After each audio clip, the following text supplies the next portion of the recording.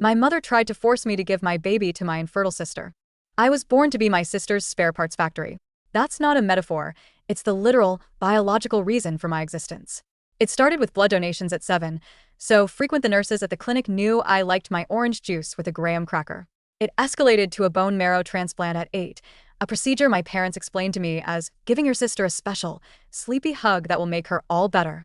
Then came a kidney at 16, a gift that left me with a permanent scar and a deep, gnawing sense of being not a person, but a resource.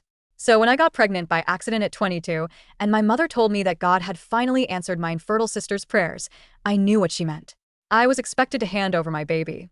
After I refused and fled with my newborn daughter, my mother forged adoption papers and mobilized our entire church community to paint me as an unfit, unstable mother, using the courts to try and rip my child from my arms. When I first told my mother I was pregnant, she didn't congratulate me. She didn't hug me or ask how I was feeling. She looked at the positive pregnancy test I was holding with trembling hands, and her eyes lit up with a terrifying, zealous fire. "It's a miracle," she whispered, her voice thick with emotion. "God has finally answered Alicia's prayers." Then she looked at me, really looked at me for the first time in what felt like years, and said, "You'll be giving her your baby, of course." You see, I wasn't even supposed to exist. My parents, Robert and Diana, had only ever wanted one child, their perfect daughter, Alicia. But Alicia came out of the womb with a list of medical issues longer than a pharmaceutical disclaimer. Her kidneys were weak, her immune system was a mess, and her blood type was a rare one that made transfusions difficult. So, they had me. A second child, a perfect genetic match, a little walking, talking insurance policy for their first. I was their little spare parts factory. My childhood bedroom looked less like a little girl's room and more like a medical supply closet. Instead of posters of boy bands, I had charts of the human circulatory system.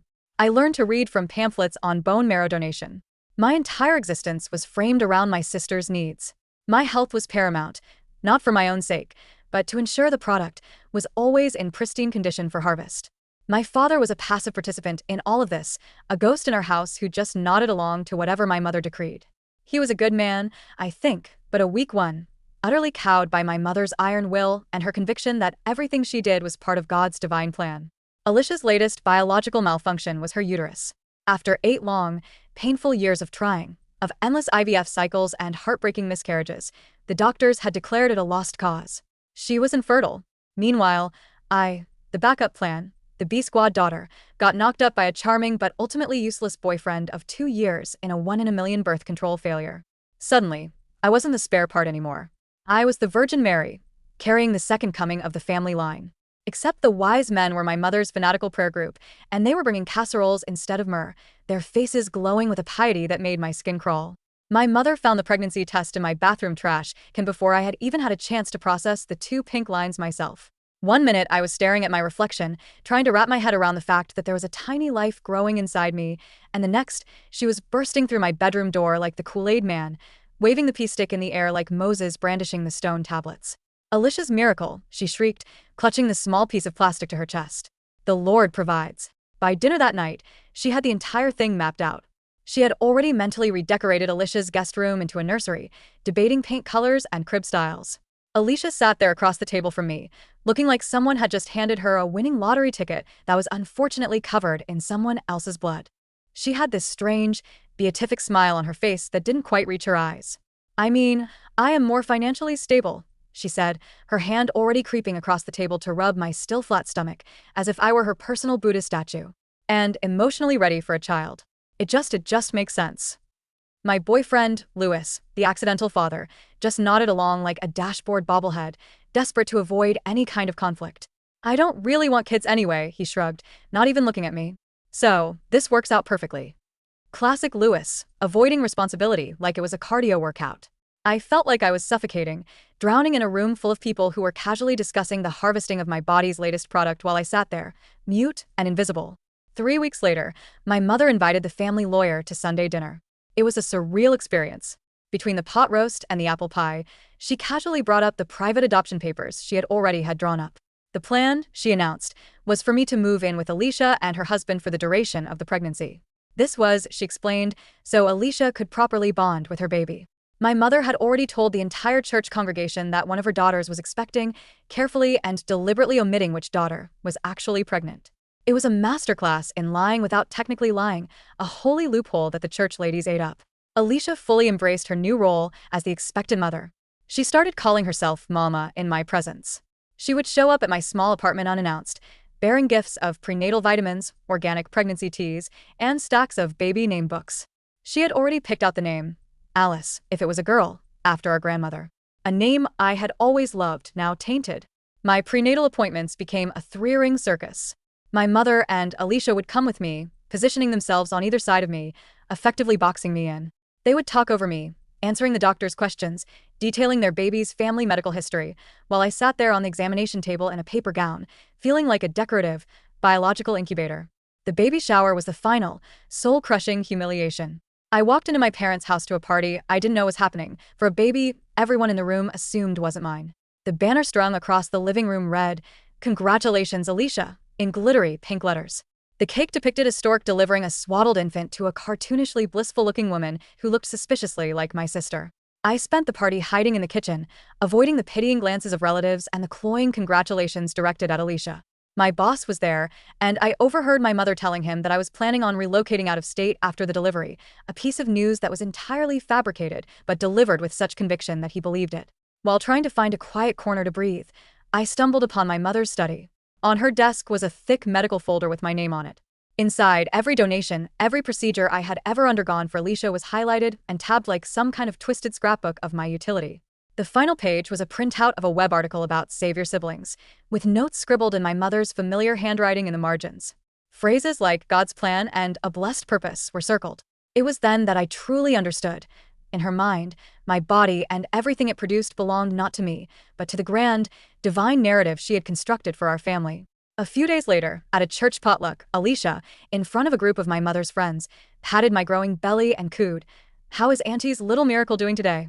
Something inside me, something that had been stretched and strained for 22 years, finally snapped like an overstretched maternity band. That night, I called Louis 17 times before he finally answered his phone. "Can I please just stay with you for a few days?" I begged, my voice cracking. "I just need to get out of here." There was a long, weary sigh on the other end of the line. "I guess," he said, with all the enthusiasm of someone agreeing to store a friend's old couch. I packed a bag, left a note saying I needed some space, and fled to his apartment. It smelled like gym socks and broken dreams, a bachelor pad in the truest sense, but at least no one there was measuring my belly like I was a piece of prize-winning livestock. I immediately changed doctors and gave the new office strict instructions not to release any information to my family. I blocked my mother, my father, and my sister on my phone and all social media. And for the first time in months, I tried to just breathe. For 2 blissful months, I had a semblance of peace. I saved every penny I could for my job at a local coffee shop, frantically searching for an apartment I could afford on my own. The illusion of safety was shattered one night when Louis came home from a boys' night out. "Listen," he said, as casual as if he were ordering a pizza. "We need to talk. If you decide to keep that baby, we're done. I told you from the beginning, I don't want kids." So, I found my own place. It was a tiny studio apartment, so small I could practically cook dinner and go to the bathroom without getting up from the couch, but it was mine. It was my sanctuary. I threw myself into preparing for motherhood on my own terms. I found support groups for young single parents online. I scoured secondhand stores for a crib and baby clothes. And for the first time, I felt something that resembled hope. I started to believe that maybe, just maybe, I could do this. My daughter, who I named Lily, arrived on a Tuesday at 3:47 a.m. It was just me, her, and a very patient, kind-hearted nurse named Brenda in the delivery room. For 3 perfect, sleepless, magical weeks, it was just us against the world. And then, they found me. My mother's private investigator must have followed me from work. I was nursing Lily on my lumpy couch when I heard a knock on the door. I peered through the peephole, and my blood ran cold. My mother was standing there, flanked by Alicia, their pastor, and a group of women from the church, all of them looking at my door with a righteous fury that could have powered a small country. "We're here to bring you both home, dear," my mother announced through the door, her voice syrupy sweet, as if I had simply been on an extended, unsanctioned sleepover. I didn't open the door. The next day, 2 police officers showed up to perform a wellness check. Apparently, an anonymous source had reported that I was suffering from severe postpartum psychosis and was a danger to my infant. My sweet, cooing daughter charmed the officers while I calmly showed them my clean, baby-proofed apartment and a refrigerator full of formula and food. They left, looking slightly embarrassed. A few days later, a social worker from Child Protective Services arrived, citing an anonymous report of unsafe living conditions. The social worker seemed genuinely confused when she found a spotlessly clean apartment and a happy, healthy, chubby baby. My mother then escalated her campaign to a new level. She told everyone in our extended family and the church that I had kidnapped Alicia's baby from a hospital, that my grief and instability had caused me to snap. My voicemail filled up with messages from aunts and cousins calling me Satan's handmaiden and a disgrace to the family. The only exception was my cousin Jenny, who sent me a quiet text. "What they're doing is messed up. I don't believe a word of it. Here if you need anything." She was the only one. The pressure campaign worked on my fragile sister. Alicia had a complete breakdown and was hospitalized for psychiatric observation. My mother, of course, blamed me for that, too, telling everyone that my selfish actions had pushed my delicate sister over the edge. Someone started leaving flyers with the words "Baby Killer" printed in stark, black letters under my apartment door. The church prayer chain, once a source of comfort, was mobilized like a spiritual SWAT team, with daily email blasts praying for my soul and for the safe return of the baby to her rightful mother. Yesterday, a process server knocked on my door. It was a grandparents' rights petition. My mother was taking me to court, claiming I was an unfit, mentally unstable mother. The petition stated that Alicia was the intended mother and that it was in the best interests of the child for her to be raised by someone else. That God himself wanted my daughter to be with her true family. My legal aid lawyer told me their case was flimsy, based on lies and hearsay. But she also told me that defending against it, fighting my mother's endless financial resources and fanatical determination, would cost thousands of dollars that I simply didn't have. But as I held my sleeping daughter in my arms, I knew one thing for sure. They had no idea what I was willing to do to stay a mother.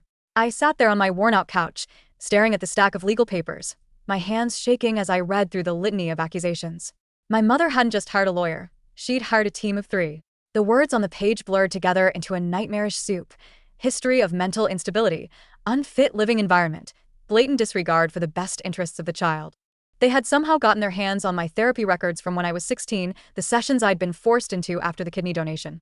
I had told that therapist that I felt like a walking organ bank, that I didn't feel like a real person, just a collection of spare parts.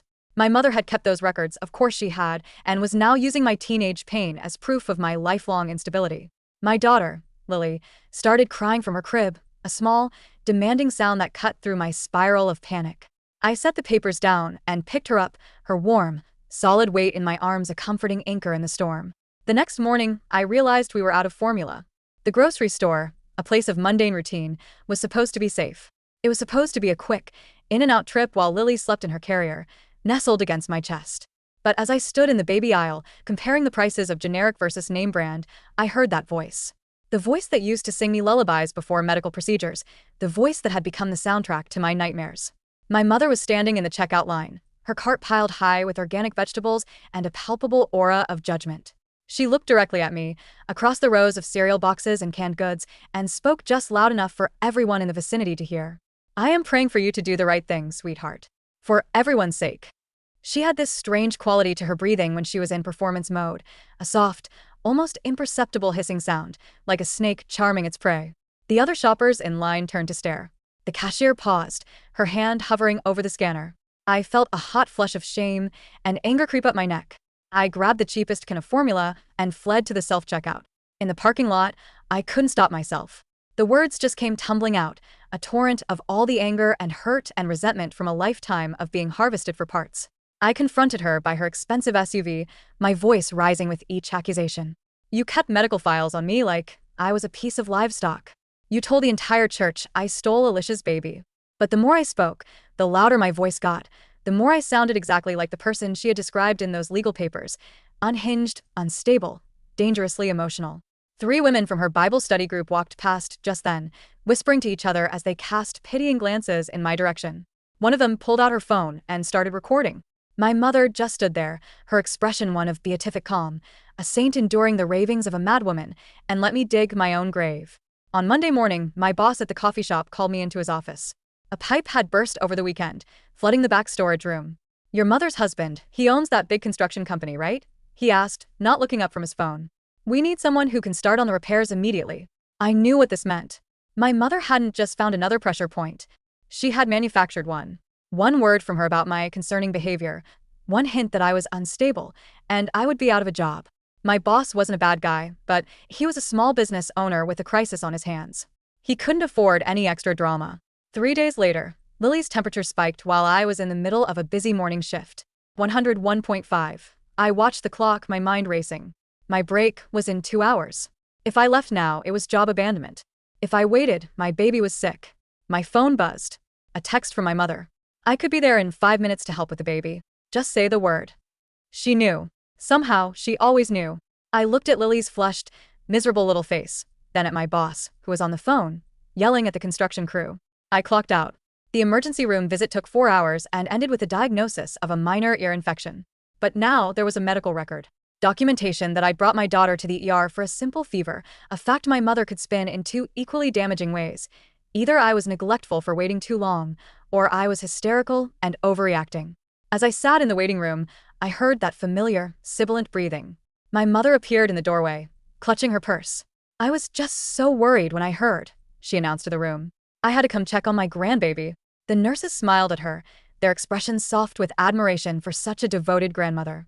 By the time I got home, I had a text message from my boss. He understood that family comes first, he wrote, but he needed someone more reliable. I had lost my job. That evening, my landlord slipped an eviction notice under my door. An anonymous neighbor had filed a noise complaint about the baby crying. First warning. 3 strikes and we were out. An hour after that, Louis showed up, demanding I return the gaming console he'd left at my apartment months ago. Everything was happening at once, a coordinated, multi-front assault, and I knew my mother was the general, pulling every invisible string. The church Facebook group had my picture up by Thursday. Someone had snapped a photo of me crying in my car after cleaning out my work locker. The caption read, "Please join us in praying for this young mother who is clearly struggling with her mental health." 43 comments, half offering hollow prayers, half suggesting that someone really ought to check on that poor, helpless baby. My mother's comment was a masterpiece of passive-aggressive performance art. As her mother, I am doing everything I can to help. But some situations require tough love and professional intervention. The pediatrician's office called the next week. They needed Alicia's medical records for my daughter's file to have a complete family medical history. This meant I had to call her. My sister, whom I had managed to avoid for months, answered on the first ring, as if she'd been sitting by the phone waiting. Her voice was different, softer, but somehow more unsettling. "I've been praying you'd call," she whispered. "The baby needs her complete medical history. Our medical history." She emphasized the word "our" in a way that made it clear she still considered my daughter to be community property. The final straw, the thing that broke something deep inside me, came when my best friend since middle school, Sarah, stopped returning my calls. I finally cornered her in the cereal aisle of the grocery store. She looked exhausted and miserable. "My husband," she said, avoiding my eyes, "he says I need to stop getting involved in your family drama. He's threatening divorce if I keep helping you. I believe you, I really do. But I can't lose my marriage over this." She gave me a quick, awkward hug and hurried away. I stood there, surrounded by brightly colored boxes of cereal, and realized my mother had succeeded. She had found a way to isolate me from every single person who might have stood by me, leaving me completely and utterly alone. The walls were closing in, and I knew I was running out of time. My mother's strategy was brilliant in its cruelty. She wasn't just trying to win in court. She was trying to create the very reality she was arguing for. She was painting me as an unstable, isolated, unemployed, and soon-to-be homeless single mother, and then she was systematically making it all come true. But as I sat in my car that night, my daughter sleeping in her car seat in the back, the eviction notice on the passenger seat, I made a decision. If I was going to go down, I was going to go down fighting. And I was going to learn to play my mother's game. The turning point came with an almost comical level of absurdity.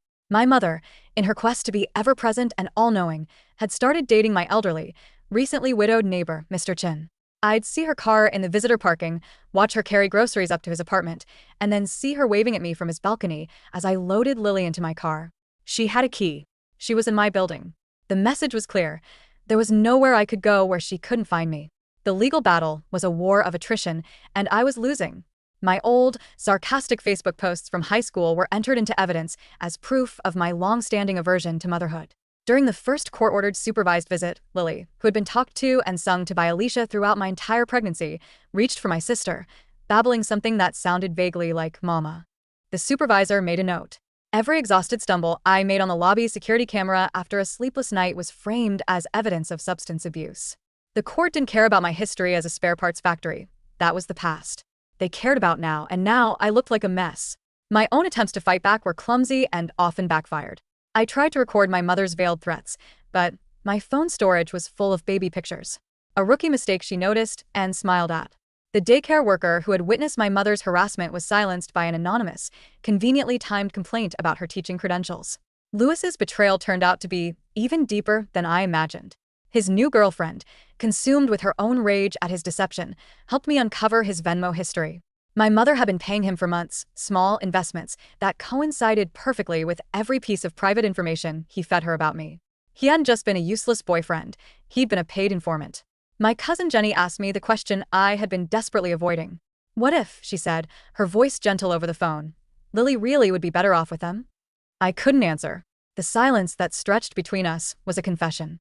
They had a house with a yard, financial stability, a network of support. I had a maxed-out credit card and a car that was about to become our bedroom. The thought was a poison, and it was starting to seep in. I knew I had to change my strategy. The honest, dignified version of myself was losing.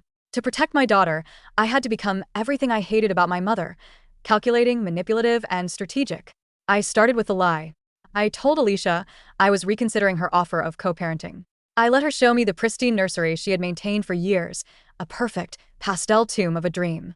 I listened to her plans, her delusions about God promising her my baby, and I recorded every single word. When I finally revealed that I'd been gathering evidence, not considering her offer, something in her eyes broke. We stood in that perfect, empty nursery, and we both cried, two sisters destroyed by wanting the same thing. But the real break in the case, the mistake that would ultimately unravel everything, came from my mother's unshakable overconfidence. During her interview with the court-appointed guardian ad litem, she claimed that I had agreed to the adoption in writing, that she had a signed document to prove it. It was a lie too far, too specific, too easy to disprove. When challenged to produce this evidence, she panicked and created a forgery. But her distinctive, looping handwriting was unmistakable. The metadata on the file showed it had been created the night before. The forgery was laughably, pathetically obvious. I presented the forged document to the court not with a sense of triumph, but with a heavy, weary sadness. The guardian ad litem's expression, previously neutral, shifted as she examined it. The woman who had presented herself as the stable, concerned, loving grandmother had been caught fabricating legal evidence. Suddenly, every claim she had ever made was cast into doubt. The court ordered an immediate criminal investigation into the forgery. For the first time in months, my mother was on the defensive. The final hearing was a surreal spectacle. The church elder who had managed my mother's fundraising testified that he had been duped, that the money he had collected for a grieving family had been used to pay for a team of ruthless lawyers. The handwriting expert confirmed the forgery. And then, Alicia, fragile and unraveling on the witness stand, had a complete and public breakdown. She screamed about God's promise, about the baby that was meant for her, about the years she had spent waiting. As security restrained her when she lunged towards Lily, I didn't feel hatred, just a profound, bottomless pity for the sister whose pain had been so thoroughly weaponized. When the judge asked if I wanted to pursue criminal charges against my mother for the forgery, I thought about justice versus mercy. I thought about what example I wanted to set for my daughter. I chose probation with mandatory, intensive therapy over prison time. It wasn't about forgiveness. It was about breaking a cycle of trauma that had defined our family for generations. The court awarded me sole, full, and permanent custody, with a comprehensive restraining order against my entire family, effective until Lily turns 18. Alicia was committed to a long-term psychiatric facility. My mother, facing her own legal troubles and the public ruin of her reputation, finally seemed to understand that she had lost. It wasn't a clean victory. It was a messy, brutal, soul-crushing war that left casualties on all sides. But we had survived. I started rebuilding our life from the ground up. With the help of a legal aid society, I found a spot in a subsidized housing complex, a clean, safe, two-bedroom apartment in a different part of town, far from my family's reach. My neighbors were mostly single mothers like me, all of us building new lives from the wreckage of our old ones. We formed our own ad hoc family, a support network built on shared experience and mutual respect. I got a job at a small, family-owned bakery that offered flexible hours. I enrolled in online classes to finish the degree I'd abandoned, studying late into the night after Lily was asleep. 2 years have passed. My daughter is a happy, thriving toddler who has no memory of the battle that was fought over her. She is a whirlwind of laughter and curiosity, a bright light in my life. I finished my degree and now work as a paralegal for the same legal aid society that helped me, fighting for other mothers who are trapped in the labyrinth of the family court system. Sometimes, when I'm at the park with Lily, I see them from a distance. My mother and my sister, who has since been released from the facility. They stand at the edge of the playground just watching. The restraining order keeps them 500 feet away, a legally mandated chasm between our worlds. They are ghosts from a life I no longer live. I don't know if they will ever heal, or if they will ever understand the depth of the damage they caused. But I have learned that their healing is not my responsibility. My only responsibility is to the little girl on the swings, the one whose laughter drowns out the past, the one for whom I fought so hard. I was born to be a spare parts factory, but I became a mother. And in saving her, I finally, truly saved myself.